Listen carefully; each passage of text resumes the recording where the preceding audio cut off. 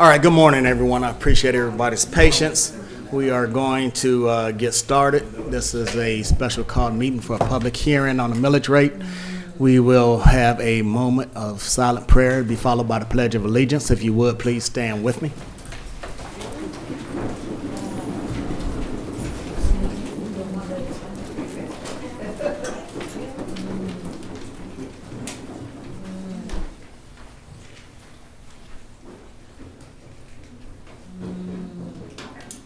Thank you.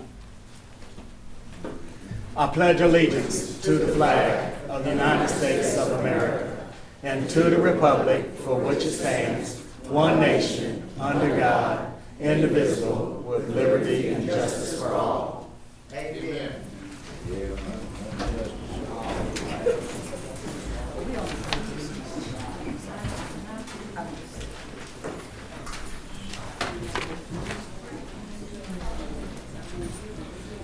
All right, before I move to adopt the agenda, I just want to make a note that Commissioner DeMont Davis is joining us via Zoom. He is currently still out of town, but he can participate on Zoom per state law.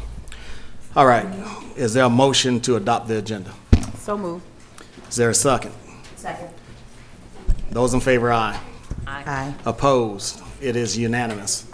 All right, this time we'll have a millage rate presentation by the Deputy Finance Chief Officer, Angela Davis.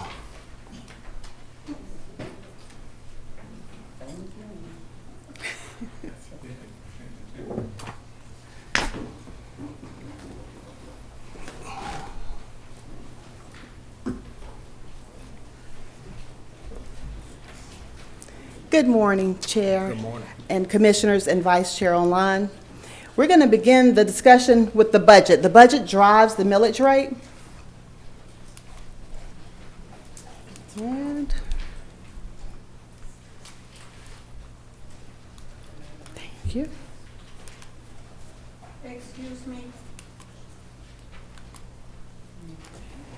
The millage calendar. July 3rd, the ad appeared in the paper for the 5-year history, the millage hearings, and the adoption. On July 16th, which is today, we will have 2 public hearings, one at 11 and one at 6 p.m.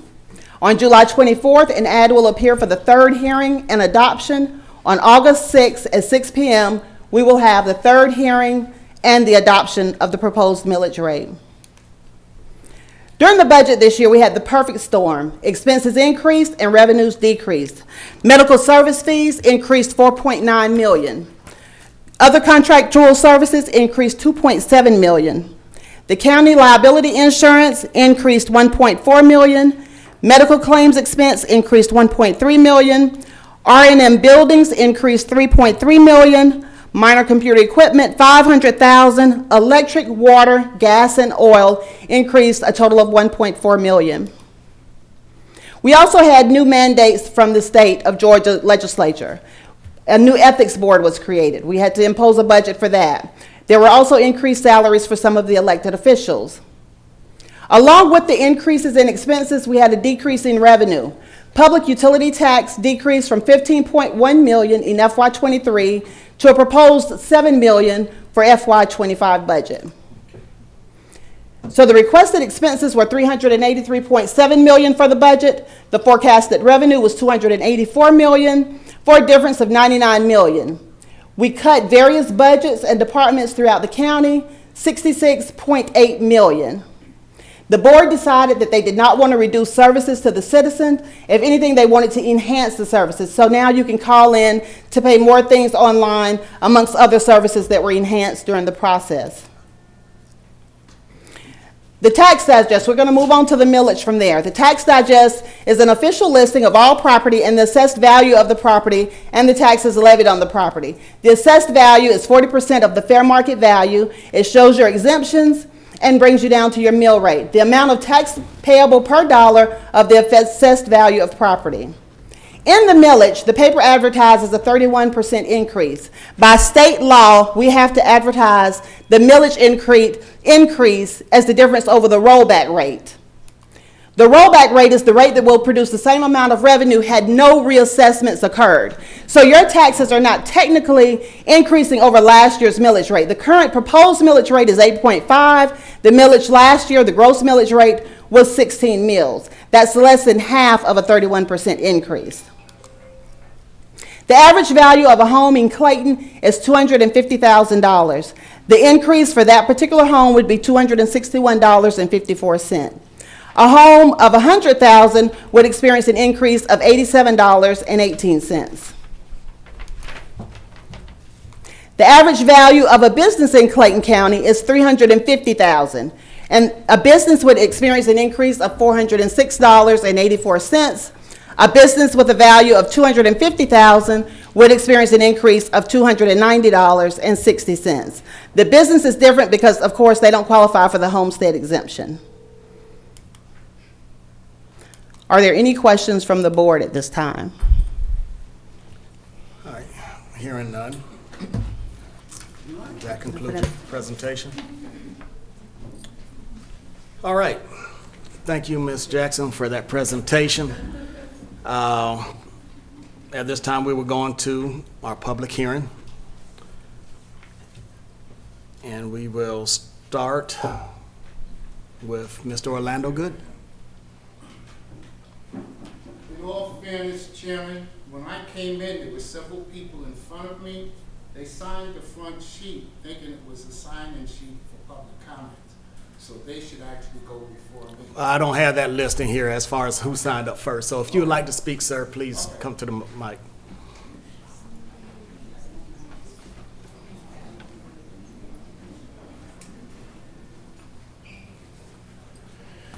Orlando Gooden, District 3.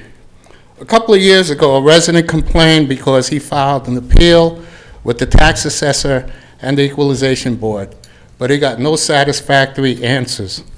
I filed an appeal in January for a $55,000 property tax increase, and I got the same results. The 2025 budget presentation had assets, liabilities, and expenses. The tax increase was used to balance the budget.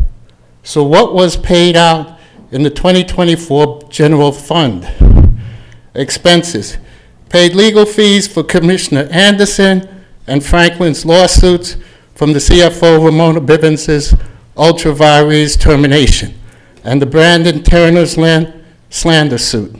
Roman United got $550,000 for doing nothing.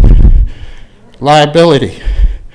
Sheriff Levon Allen had a 2024 budget of $44 million, but he requested an additional $33 million. No audit was done. He also painted some sheriff's cars pink and purple with our tax dollars. What is the total 2024 dollars paid for all lawsuits from the sheriff's office and Commissioner Anderson and Franklin's lawsuits? Waste, fraud, and abuse are the reasons for the tax increase. My suggestion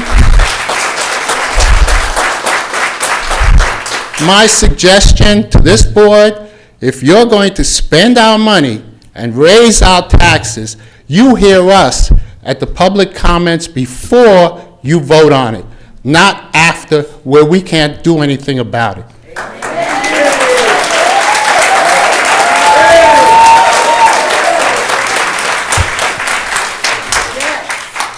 All right, so Mr. Gooden, I apologize to you because I didn't get back to you, but there is no, this is public hearing, but there is no time limit. I said I didn't get back to you, guy. All right, Kathy Leftwich. Kathy Leftwich. I may have signed up on the wrong sheet. There was only one sheet. Did you not want to speak? Okay, thank you, ma'am. Rhonda Ennis. Rhonda Ennis. Hi, Rhonda Ennis. I'm just here to speak saying that I don't agree with the tax increase. We have senior citizens, we have people whose jobs don't allow for the increase, they're barely making it. And as a gentleman said before us, please listen to our concerns and what we want actually no disrespect, but you do work for us, and we are not here for the tax increase. We really don't understand why you want a tax increase, because we feel like our tax dollars are being wasted. So again, please listen to your constituents.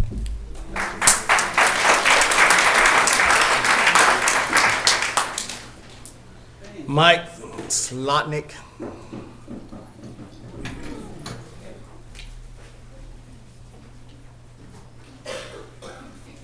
Mike Slotnick, thank you for having me. My question or point is a little bit more fundamental, because my understanding is that all property taxes are under the authority of the state of Georgia, and the state of Georgia Constitution only allows for a millage rate of 1/4 of 1 mil, with the exception of education, which it allows up to 20 mils. So my question is, under what authority does Clayton, as well as probably every other county in the state, exceed those constitutional limits? It's obvious to me that with what the county does, you can't make it on 1/4 of 1 mil. So it makes sense to me in some upcoming election to put the programs that the county offers up for vote to the citizens, so that people can decide what they want to pay for. Thank you, sir. Marilyn McCrary. Marilyn McCrary.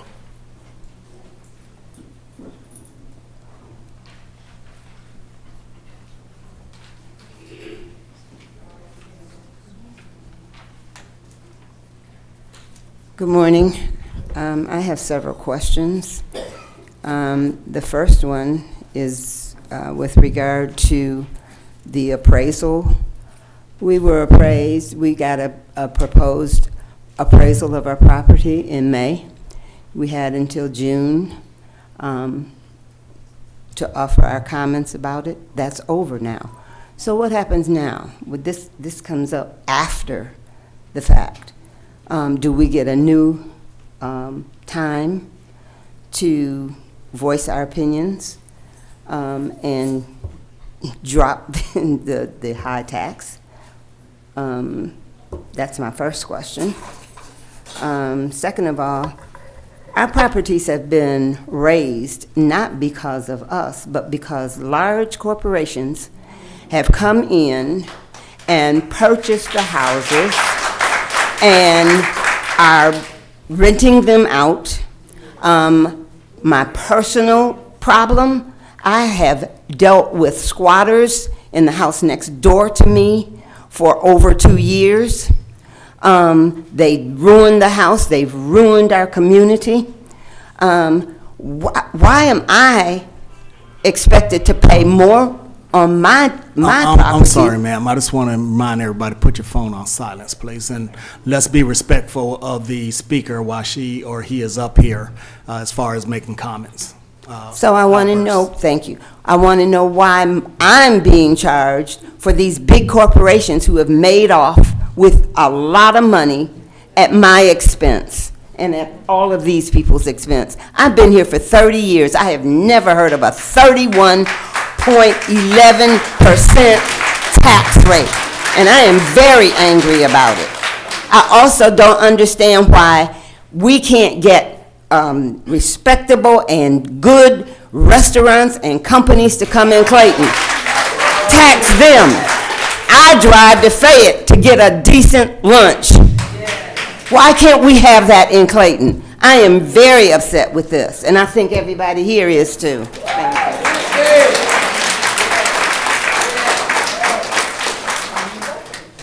Clifford McLean, I'm sorry. Clifford McLean. Thank you, sir. Patrick Domingan.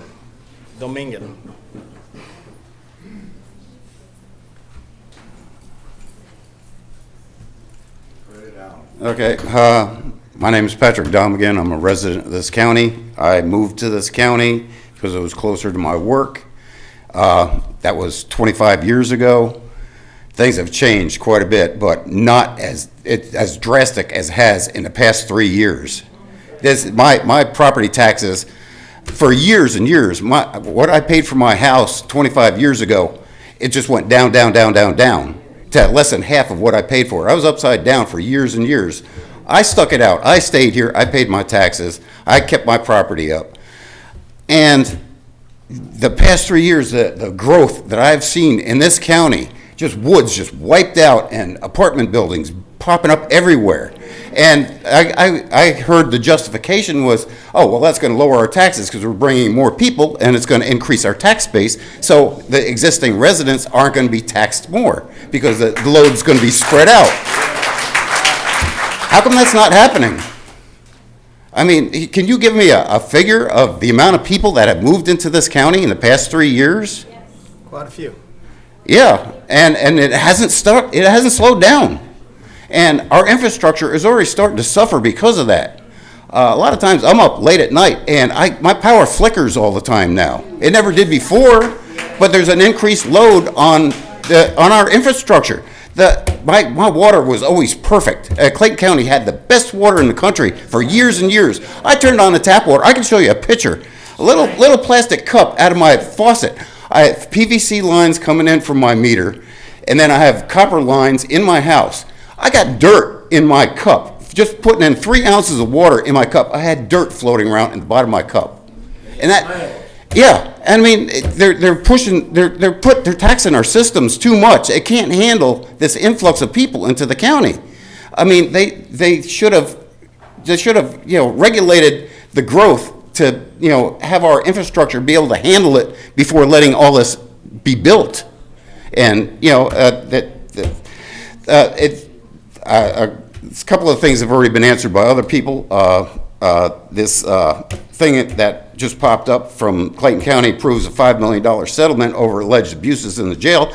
How come the taxpayers have to foot the bill for that? Doesn't the county have insurance to cover mistakes or missteps by employees? I mean, I thought the county had insurance. I mean, that was part of the thing that was listed for county insurances that went up. We do have insurance, but the insurance didn't pay for all of it. Yes, okay, well, it should, but then, okay, now things like. Remember, be respectful. Yes. All right? Now, one Please, thing, sir. now, during the elections, now, Alika Anderson had a position. She didn't want to give up that position. So by her staying in that position, then being added to the ballot after the fact, I heard figures that it cost Clayton County taxpayers over $1.5 million to add her to the ballot after the fact. That should not have been allowed.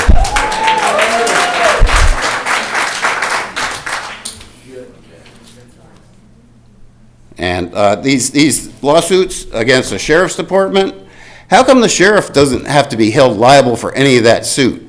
I mean, why do we get stuck with his errors, his mistakes, while he sits fat and happy with his mansions and, his wealth that he accumulated while he was in office? I mean, he should share some of that responsibility. If he sued personally, he does. And, I didn't see where the county abided by the tax laws. I saw that on your initial presentation where, that you were advertising where the increases were posted in the paper. Could you tell me which paper they were posted in? We have to post in our legal organ in Clayton County, which is the Clayton News Daily. And that's it? No other? It was posted there as well as on our website. Okay. But as far as press release, who did you give the press release to? We gave the press release to the Clayton News Daily, and it is also on our website. And Okay, please, but sir. nothing sir, like, a big please, paper. Please address the board. Okay, I'm sorry. Okay, well, it's just that she had the answers up there on the screen, so I figured she was more apt to be able to, okay, and, I don't know, I had several things here. It's just that, this is just, as it's been said before, this is really making it difficult on seniors on a fixed income. I mean, I'm just trying to keep on living here, and, I like the county. That's why I'm still here, and I haven't pulled up stakes and left, and I just want it to still be affordable to live here, and that's all I have to say.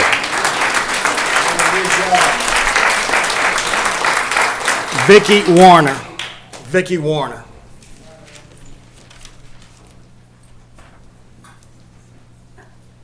Yvonne Braswell. Oh, I'm sorry. I didn't see you, ma'am. Good morning. I'd just like to say that the homeowner shouldn't bear the brunt of this. State your name for me, ma'am. Vicky Warren. The homeowner shouldn't bear the brunt of this debacle. I mean, we got more apartment dwellers. If you're gonna raise the tax so everybody pay. You know, a few pennies is better than hundreds of dollars that we have to pay. And all these companies coming in owning 2 or 3 properties or more, and they get a break on the more they own. That's not fair. That's not fair. Again, we will have no outbursts from the public while the speaker is speaker. Please, and also, please be respectful. Yeah. And also, we need to tax these businesses a little more where there's a plethora of nail shops.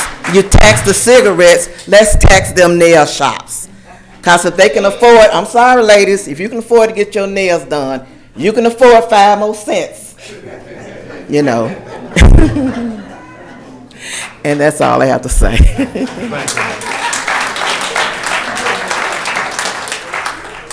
All right, Yvonne Braswell.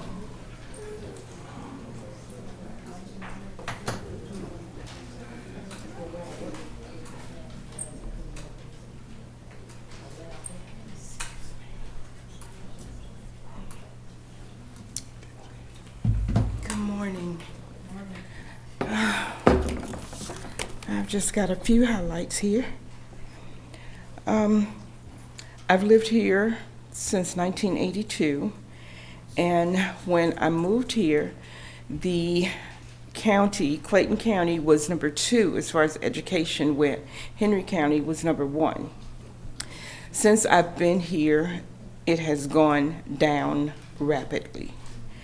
What we have in my neighborhood, which is a little old neighborhood, is a lot of investors that rent and landlords that rent out. The house next to me was empty for about 12 years. Somebody bought it. They have rented it out. In 1 year alone, I had 8 people that rented that house through the year. Our taxes are just going up, but when I went to file exemptions, I had 4, but I found out in the end that I was only getting 1, and the second one I could get if I was disabled only. We've got too many dollar stores. We've got too many fast food restaurants. We've got too many trifling grocery stores. We've got too many beauty supplies. We don't have anything for the children that could be low pay or free for the summers when they're out, to keep them productive and to keep them from running the streets. We've got all of these convenience stores. We have more than enough pitiful stores. When are we going to get some good ones? There are no good, in my area, which is Conley, there's no good place to eat. Everything's fast food, and it's expensive fast food. In order to get anything decent, you have to go further south. In order to get a decent grocery store, you go further south. Everything's going up. Car insurance, homeowners insurance, medical, hotel rooms where people are living instead of visiting for summer, utilities, home improvement, food, cars if it's not repossessed. But everything's going up for us. And as a senior and on a fixed income, and I recently retired in April, not because I wanted to at 70, but because I had to because of medical reasons. But my budget is super tight, And I am being asked constantly by my insurance company and others to tighten it more. And what it's going to add up to is that the seniors, the single family heads, they're not going to be able to live here. They're going to be forced out, basically. There's nothing that you can do to tighten your budget when it's as tight as it can get. Everything's going up except paychecks. Now, the house next door to me that was rented out, I've seen the rent go from $600. Now they're posting an ad. The rent for a 3-bedroom, 1.5 bath starter home, which is my area, is $1,800. Who can pay that on a Burger King salary? Who can pay that even on a state or city or county salary where they only got a 3% raise? Well, inflation's 3%. So the older people, and it affects everybody, but the older people and the single parents, we're going to be forced out. We're going to have to sell. I get investors daily trying to buy my property. They email, they fax, they call my children, they call my daughter, they call my son. They sent a letter to my house, hand-delivered by the neighbor up the street, who I don't even know, to buy my property and call them. They send you emails. They send you text messages. They're relentless. And in my neighborhood, which is an old Telstar neighborhood in Conley, if you got 40 homes, only 5 of them are owned by owners that live in them, which is a shame. The renters, they just come from everywhere. And I'm not talking bad about the renters, because you got to have somewhere to live. But these landlords, you take a starter home and you put the rent at $1,800 a month. People are renting out rooms in their personal homes because they can't make it. Somebody has to do something. Something has to stop. We're struggling. We're struggling. And on a fixed income, there's no way I can continue to make it with everything going up like it's going. I will have to either relent to an investor or sell my home because I can't afford to keep it or keep it fixed up. I will have to leave Clayton County, basically. And these investors and these landlords, they don't live in the county. They don't live in the state. They are out of state in other counties, and they pass that increase on to their renters. It doesn't affect them. It affects me. It affects whether I can comfortably age in my home, or I have to just give my home up and walk away because I can't afford to live there.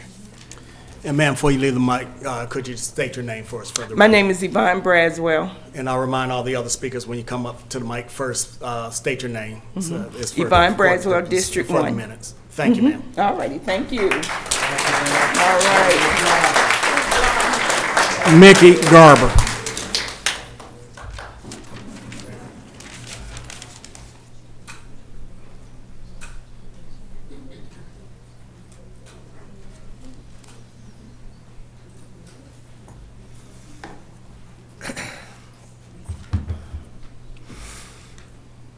Madam Clerk, Mickey Garber, unincorporated Rex, Georgia. Unincorporated Rex, Georgia for 77 years. Me and my family live on the same farm we were born on. Let that be understood. My subject matter not only concerns the millage rate, but concerns the new leadership coming in. My comments are not only for the Board of Commissioners, but for the taxpayers and every registered voter in Clayton County. Your millage rate is a tax rate hike, no matter how you slice it. Taxpayers, voters, and renters. Renters, your voice in voting is important. Your price in renting is also affected by this increase. In closing, watch the new regime coming in. In closing, and how they spend the money. Watch who asks for the money and watch who gets the money. Thank you. Yolanda Kenny. Yolanda Kenny.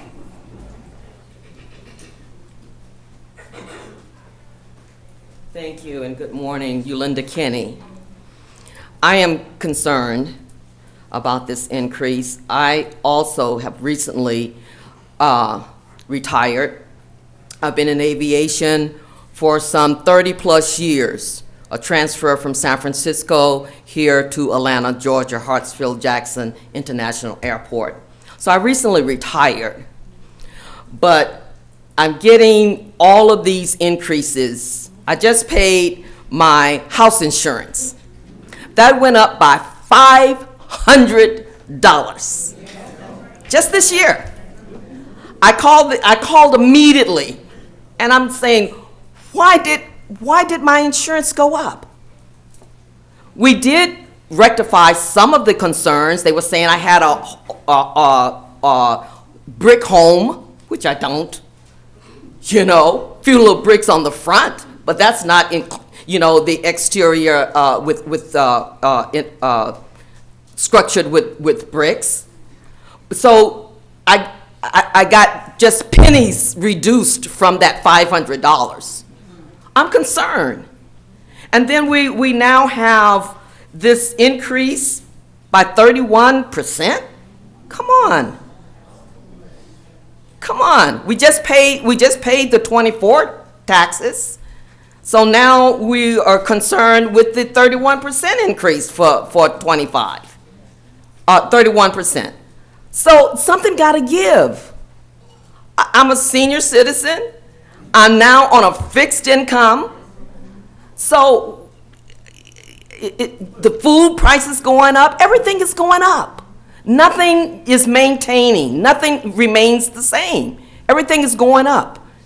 You know, and like so many others have said, I do not shop in Clayton County. I go up to Fayette. Every time I need anything, medicine, food, entertainment, I go to Fayette because there is nothing. We have plenty of tidal ponds. We have plenty of beauty shops like other people have mentioned. What's there for us? I know it happened years ago where Publix left the community. Little Giant, Big Giant is there now. Come on. Then there's Lowe's. They left. Now the church is there on 85. What's there for us? We have to go outside of Riverdale to go up to Fayette County, Fayetteville, to shop. That doesn't make sense. You guys gotta hear us. We are begging for you to hear us. Listen to us. Listen to the seniors. Listen to the other people that are concerned here. Single family homes, mothers, fathers that are single parents. It's very difficult, and we just ask you to just listen to us. You know, listen to us. Listen to the people. Thank you so much. Janet Willer.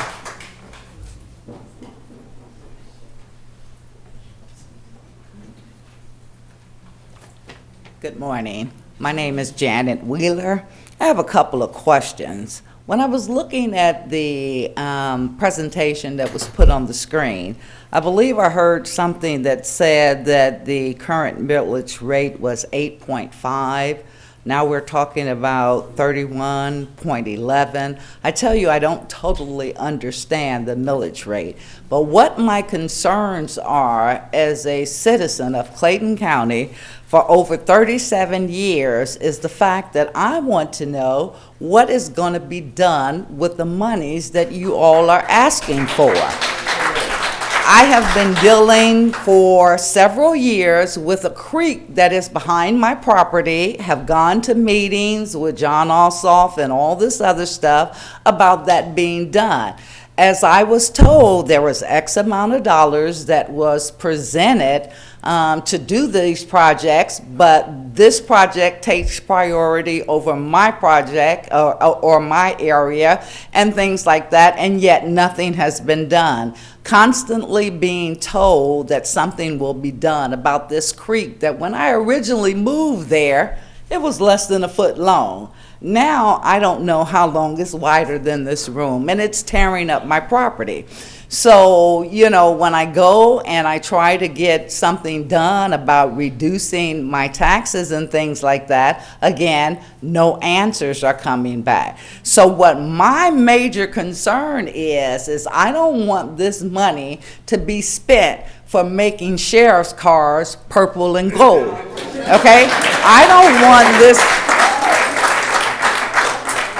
don't want this money being spent for other things that are not benefiting the residents of Clayton County.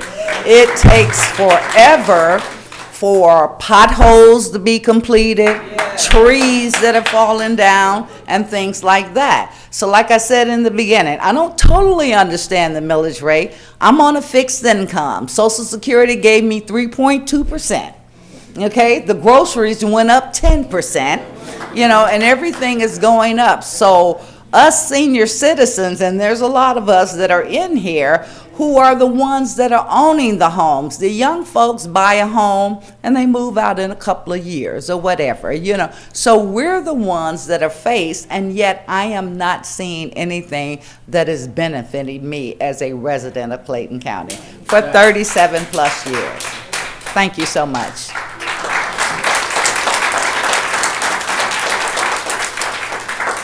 Marilyn McGregory. Marilyn McGarry. Patricia Smith.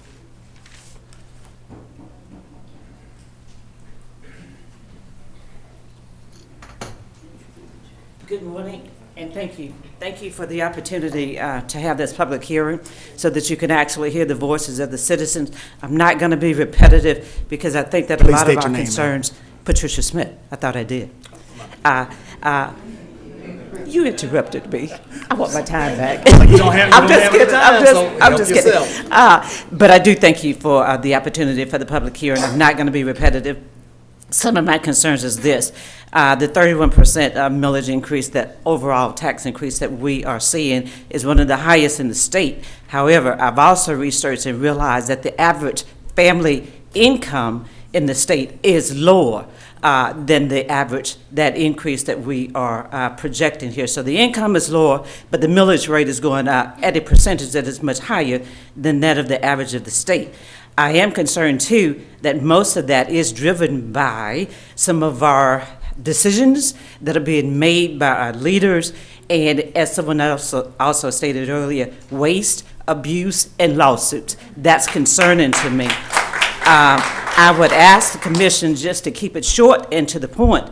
This is a plea to reevaluate. I am pleased with the number of turnouts from the public that we have here, but overall, what I would leave you with is make it make sense, please, because right now it doesn't. Make it make sense.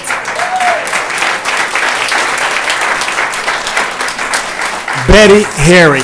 Betty Harry.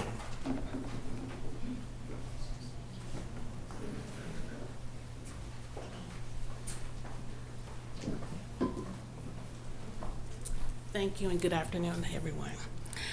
I am Betty Harry. I live in District 4. And like the other residents, my concern, of course, is the taxes and the constant increase. My biggest challenge is I've been in my house for over 37 years. I am at the end of my career. Of course, with everybody else, fixed income, limited resources. I want to know, as far as the taxes, what can be done to share in the taxes? And I came up with an idea. I had talked to our former tax commissioner before he retired, and I had a suggestion. People who do not own a house or purchasing a house and they live in apartments or they're renting dwellings, how come when their families, when they register their kids for school, why don't they be assessed a small tax fee of something $500 a year? The same with 911. 911 benefits everyone. How many of you can count on your hand the number of times you call 911? Why can't everyone share in the wealth? A small fee, if it's $100 a year, something needs to be done to relieve us, the taxpayers. I'm on Valley Hill Road, Ponderosa subdivision, okay? There is right now construction that's been going on because of some sewage. I have big pipes, machinery, explosion going on since November. You see this when you go down Valley Hill, all of this eyesore. And it's disheartening because you pay taxes more. I may not pay the same amount as, say Spivey Lake, but I pay taxes. Why is it an eyesore? If you go over by Walmart, it's garbage. Buggies, trash, weeds grown up. Nobody comes and cuts the weeds down. You have people, even on Battle Creek, when you go to Sam's, they're walking. You see these people walking in the street. I know they have construction going on, but let's keep our community clean, regardless of whether you stay on Upper Riverdale Road, which is another eyesore, or because when you go, how many of you go over near Spivey Lake or go to the beach? It's like we live in a whole different county. Okay? And then my next thing, I remember some years ago, there was a presentation done by, I think it was Red Roof Inn or somebody, about a convention facility, because you all talk about having to have meetings and different things where people come to court Clayton County to do business with us, but you all have to go out of our county to somewhere decent to have a sit down. Why haven't anything been done? When you go to 1941 and you get off that exit, that's a darn eyesore. That old Holiday Inn, you get all these people staying. Why hasn't that been cleaned up? What can we do? Look, somebody drive around, you drive around where you serve and you look at this. It's an eyesore. Highway 85 is cardiac arrest. Okay, I'm just calling it what it is. We got every burger place, we got every chicken place. Oh, we got JJ's now, and then we got something in Walmart. Like other residents have said, we're going out of our county. Let's keep our money in our county. I'm tired of going to Fayetteville. I'm tired of going to exit 221, Stockbridge, and further down. I've been here. I moved here in 1985 in some apartments across the street, what used to be Cub Food. I bought my house. It's totally different now. It's totally different. We got every Dollar Tree, Dollar General, a tire place. Come on. What make people want to come here? You get these developers coming or these investors coming. They call me every day. Hey, you want to sell your house? Where am I going to live? Under a bridge? You want to charge me $100,000? Give me $100,000, $145,000, but you will fix the house a little bit and sell it for $300,000, and our taxes go up. There has not been any improvement. And then my last comment is John also gave money to Clayton County for flood. I am in a flood zone. That's another thing. My taxes will go up. I stay in a flood, but nothing's been done. But I was told we did not have a choice for this sewage stuff to come through my backyard. And I was told we had a flood about 2 years ago. And I called my representative, and they basically came out and they said, that's my responsibility. What happened when the storm drains would come, all the storm drains and the water goes into a smaller area. It's about 10 of my residents that stay in the Ponderosa subdivision. And we get all the water from Roundtree. I don't stay near Roundtree, but the way they built the house, all the water comes and it's eroded, okay? Something's got to be done. Something's got to be done. Thank you. Marilyn Jones.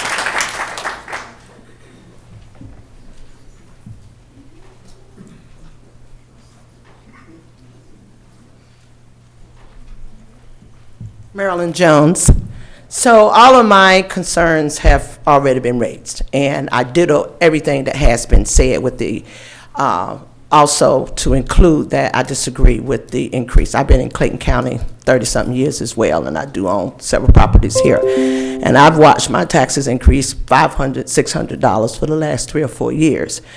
So my only thing that I have not heard was rules govern Airbnbs. I mean, I'm about to leave Clayton County because it just seems like the Airbnb rules, there's parties every weekends, there's traffic everywhere, and you're never allowed to use your property or have a party because of the Airbnbs. So these are people that come in, buy property, and rents it out for Airbnb purposes, and all they do is have parties every weekend.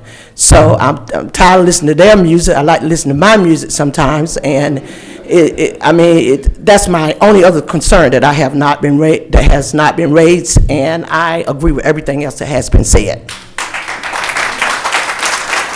David Hamrick.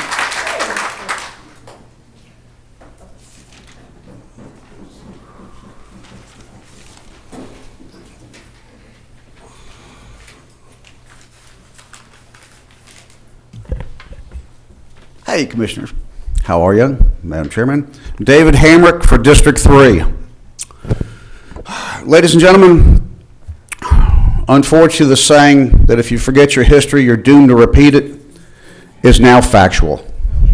If we look at what's going on throughout the country and through this county, my generation was Vietnam. We were involved in a war not on our own territory. We are still involved in one today. We had college campuses up in arms, much destruction amongst the protests. We have that today.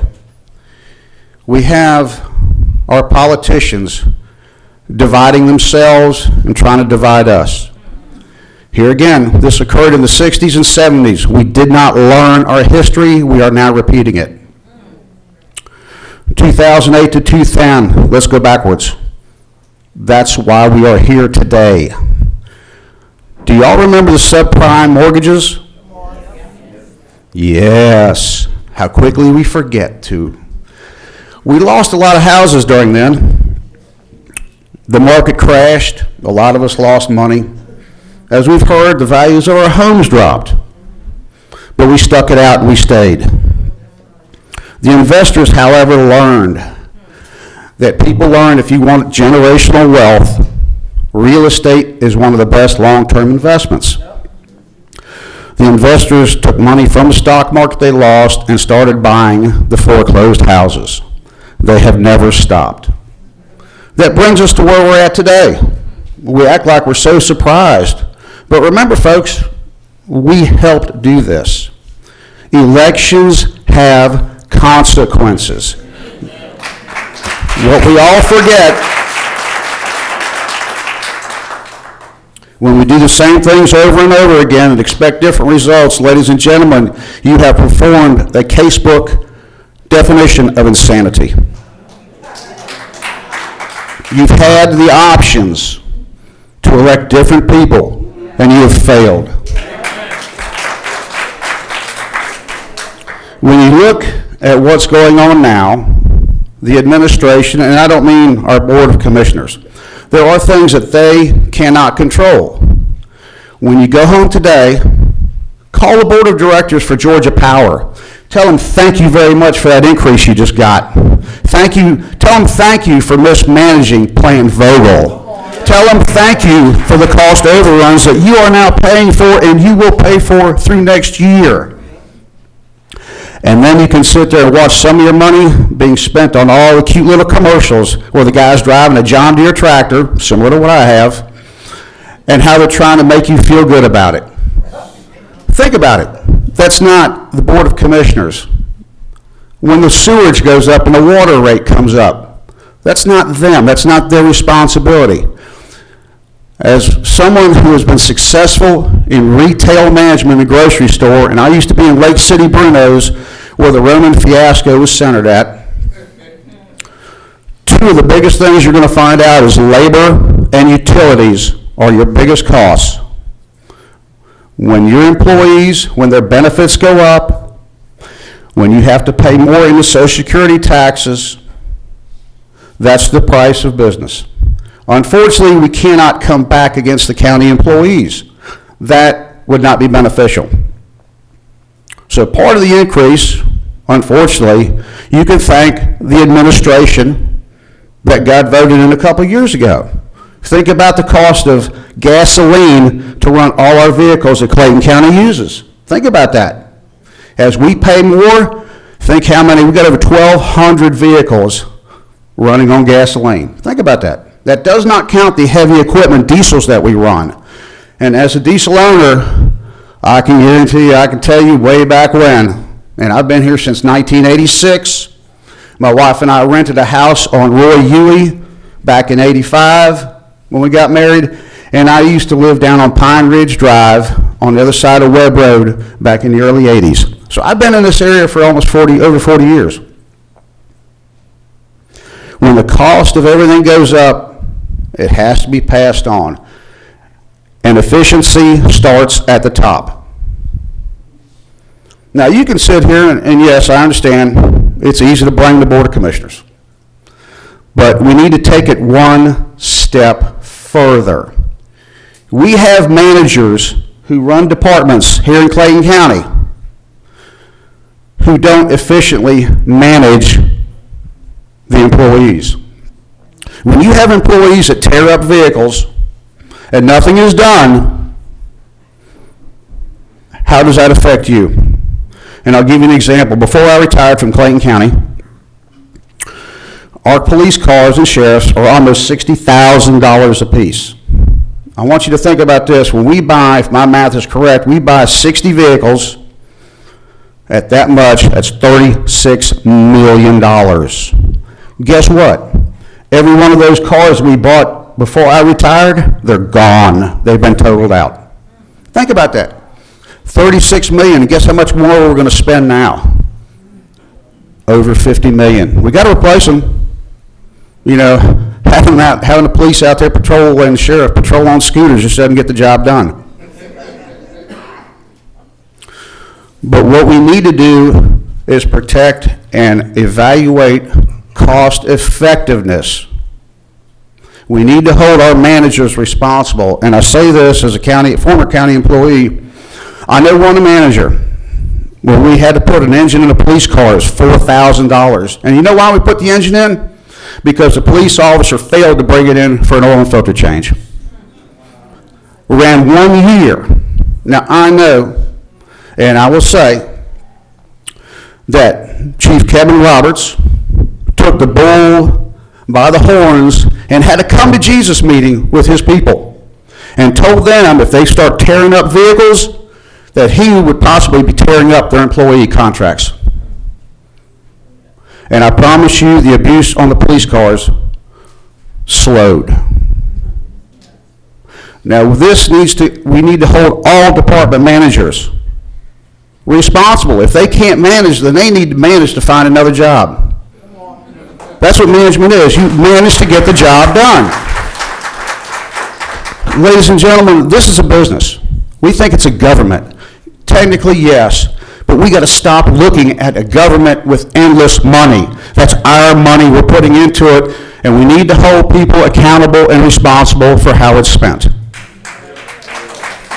We need to think about we operating a business. We are investors. We are shareholders.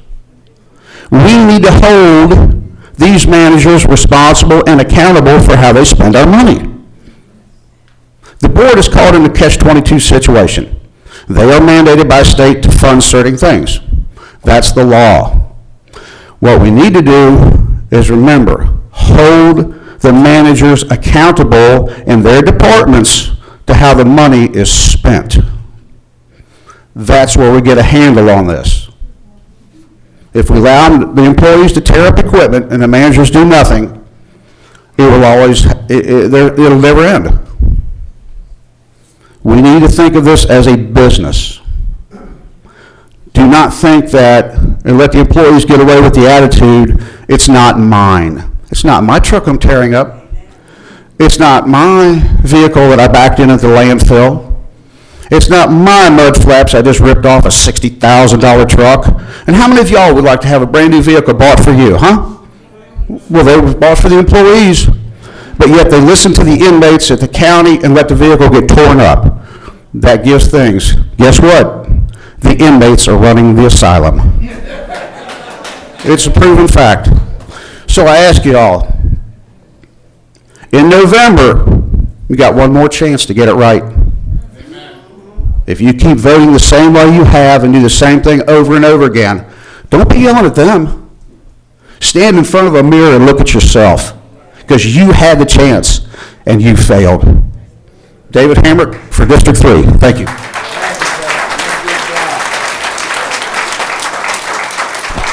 Janitha Mufasa. Janitha Mufasa.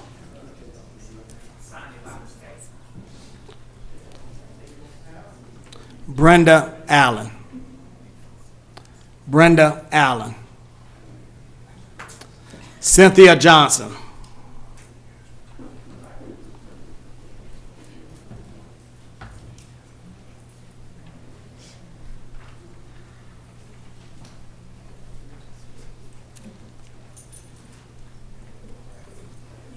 Cynthia Johnson. I go by Cindy. Cynthia means I'm in big trouble or owe money, but that's my real name, so there you go, Cynthia Johnson. So my mom has lived here for 74 years. She's with me. She's probably not going to speak, but her name's on the list. We'll see. And I've lived here 44 years total. I grew up here and moved to Florida for 14 years, where I learned very quickly about those desiring to keep their independence while aging in place and enjoying their golden years.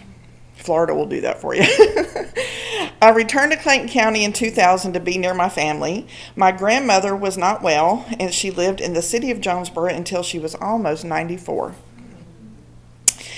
I'm a real estate agent, and I have witnessed the hardships of thousands in various counties in Georgia, from first-time buyers to the aging citizens. Many of the aging population from Clayton County are looking for homes in Henry County right now because they have more tax exemptions for the seniors than we do. That makes me sad. I've personally helped, many who could not find help elsewhere. I'm probably going to choke up a minute here, but that'll be fine. But as an individual, we can only do so much. So, some on a fixed income are facing becoming homeless. And I was sad to hear that we don't have a homeless shelter in Clayton County. I have to take it, do we? I mean, okay, well, I couldn't find the information on it. So, I need more information on the homeless shelter, but that's sad.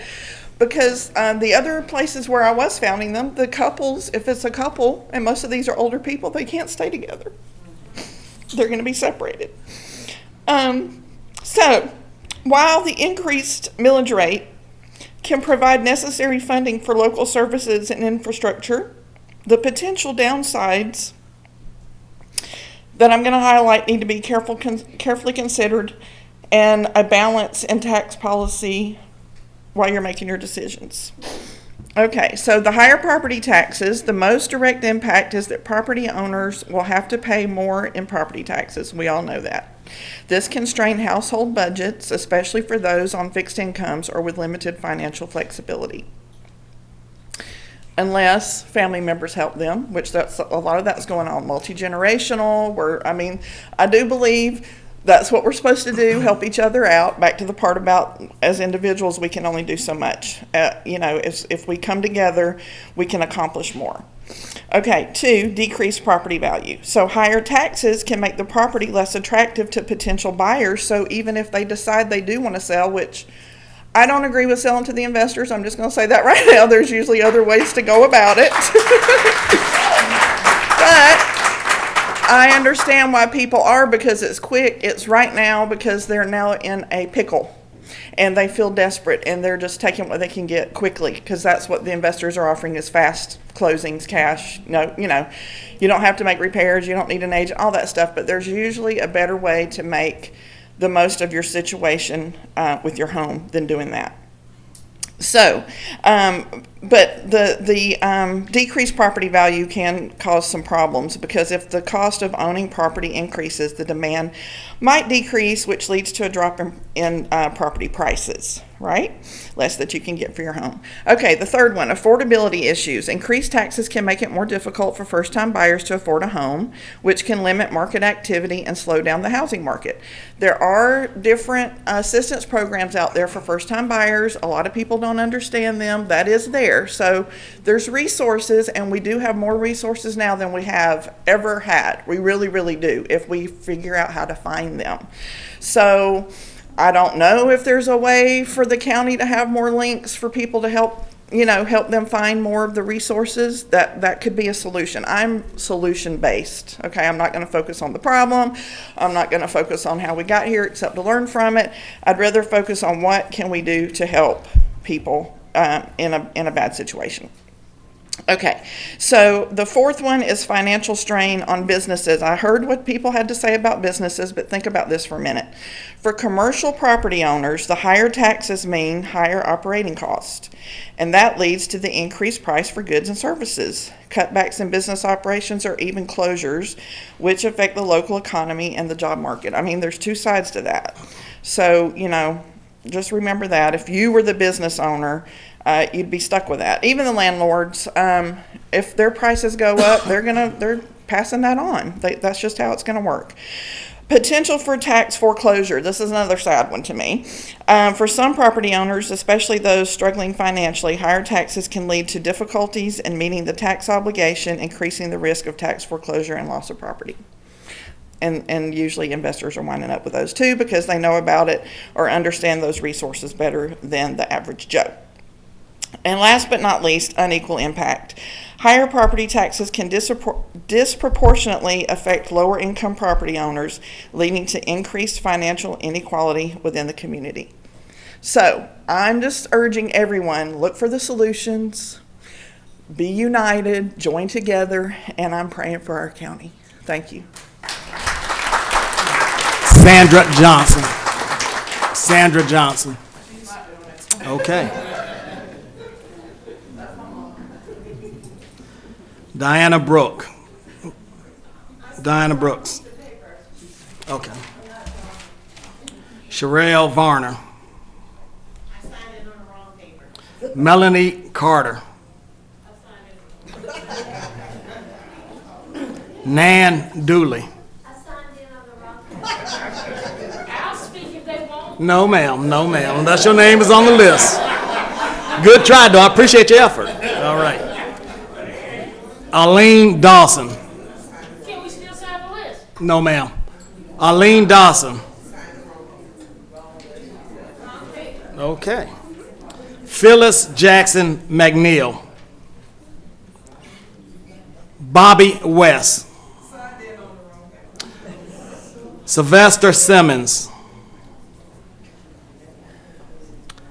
Clyde Richardson.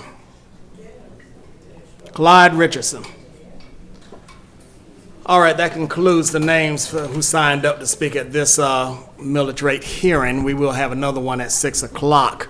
So let me say this also, because, a lot of you have valid concerns, and we do feel that. But at the same time, we, as a county, we must work together, because it's not only unincorporated Clayton County, but also the city, the municipalities within the county. We have 7 cities. Each of those cities are governed by their own mayor and city council. So as Mr. Hamrick alluded to, or he didn't allude to it, he said it, some of those things are out of our decision-making realm. So we work with the city mayors and council, and we need to bring, and I agree, greater and better things to Clayton County, but don't let what we don't have foreshadow what we do have. We still have some of the best water in this county. We do have a great parks and recreation center. We do have the greatest senior centers and the greatest seniors in the state. So there are a lot of pluses and a lot of things that a whole lot of other counties don't have here in Clayton County. But when it comes to the tax assessments, again, that's something that is outside of our purview. And the tax assessor is here, and I'm gonna let him close it out by, I would like for him to just let you know how those assessments come about. Because if I'm not correct, it comes from the state, and there's a formula somewhat that they use to assess your property values. But the Board of Commissioners are not the ones who make the assessment on your properties. Thank you, sir. Okay. Hold on a second. Can I Commissioner just want to say Anderson. something. Several of you alluded to the fact that you go to Fayette County, you go to Henry County. The one thing I preach to the communities that I attend the meetings, do your business in Clayton County. Somebody mentioned the Publix that closed. It closed because we were going to other counties. They weren't getting the revenue. Please be respectful. Let her speak. Let her speak. Those numbers come from the basic main offices, and those numbers were not showing what they wanted to see as far as the income. So that's what they do. I'm originally from Henry County. I go to Henry County to visit. I see nothing but Clayton County car tags. So I'm thinking if we did business like that in other counties, we did it here, then we can encourage other businesses to come here because they look at the numbers. They look at the numbers, and if the numbers are not here showing that we will do business with them, they're going to go other places. So please, I'll encourage you all to please do business in Clayton County. If it's not what you want, then let us know. I've had complaints. They say the Walmart isn't clean or it doesn't do this. That. We talk with the managers. That happens. So we must do business in our county. It will increase. It will help us to bring some of these businesses, some of these restaurants that we are talking about. They will come. If the money is here, they will come. I agree. Thank you. Thank you. You have anything to add? Please, let's be respectful. Let's be respectful, people.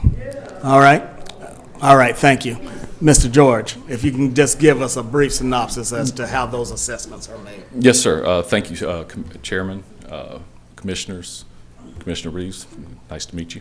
I didn't get a chance the other day. Citizens, thank you all for this moment. I was asked to just quickly speak about the assessment process, which is the first step where we get to this process today. The assessment process, there is things that are formulated through House bills and statutes and things like that through Department of Revenues and different processes along that line. Each year we send out assessment notices. In this county, we send them out usually the last week in April to the first week in May. When we send those out, the state law mandates that process is open for 45 days to appeal your value.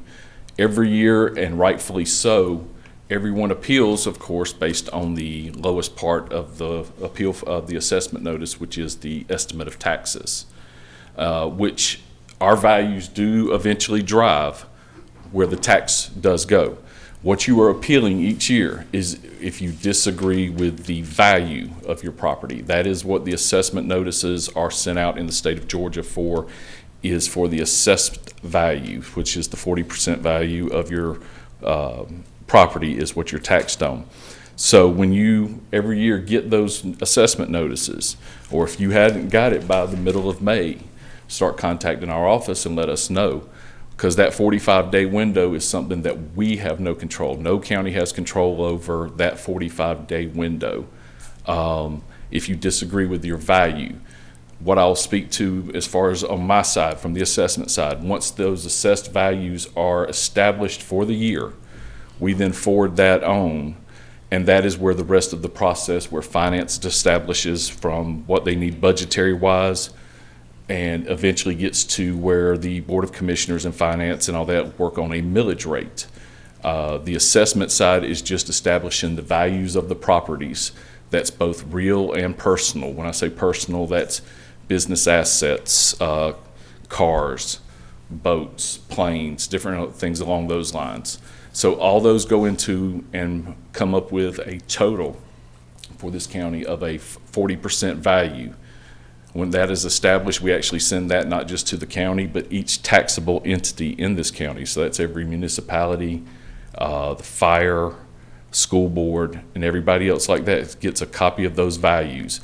From there, everything else is established on what that entity desires for budgetary purposes. So our purpose in this is establishing the values. If you disagree with that value, the state says we got to give you that 45-day window every year. We make sure that it's posted. I make sure I tell everybody the last week in April to the first week in May on that Friday, we send them out. So usually somewhere in that mid-June range is the deadline each year that the state says we have to shut down that 45-day window.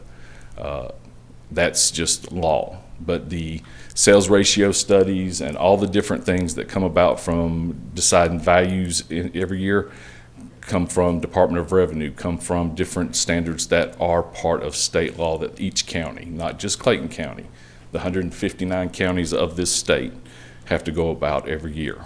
We go about submitting through Department of Audits and Department of Revenue all our stuff every year. We've actually maintained, while the market has been so crazy in the last 5 years, we have actually maintained a ratio that stays in the citizens' favor. We stay below a 40 ratio. Anything below a 40 ratio is in the citizens' favor. Anything above a 40 ratio is in the county's favor. I have been with the county now a little over 12 years, and I have never seen a ratio that was over 40 since I've been here. And since I've been actually the chief appraiser, we've been staying at a 38 to 39, just for the fact that the market is always so volatile.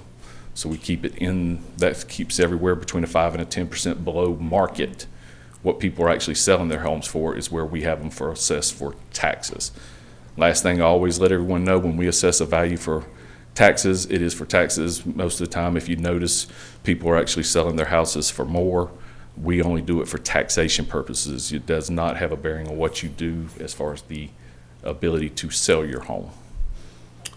Well, thank you, Mr. George, for that explanation. And I would encourage everybody that if you have any additional questions, please get in touch with Mr. George at his office, which is across the street at the old courthouse, the Clayton County Tax Assessor's Office. Fourth floor. Fourth floor. All right. Thank you. Before we adjourn, Commissioner Davis, is there anything you would like to share? Give you opportunity since you're on Zoom.